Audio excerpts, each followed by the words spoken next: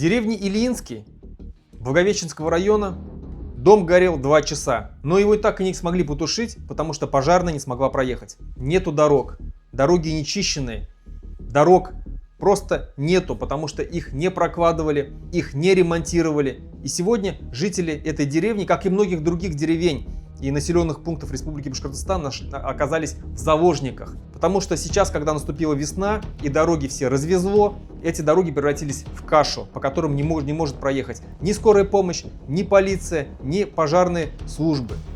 Люди выживают как могут. Я уже записывал видео, где говорил о проблемах дорог Республики Башкортостан, о том, что у нас очень большая смертность на дорогах, у нас огромное количество аварий на дорогах, только потому, что дороги наши некачественные, дороги наши не ремонтируются. А все почему? Потому что мы все свои доходы отдаем Москве. Все наши налоги забирают олигархи и кладут себе в карман.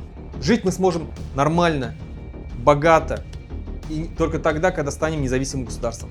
Только тогда мы будем развиваться как нормальное государство с хорошими дорогами, с качественным асфальтным покрытием. У нас будут газифицированные села, у нас будет хорошее здравоохранение и образование. Пока мы живем в этой империи, у нас так и будет. Не будет ничего. Ни дорог, ни здравоохранения, ни образования.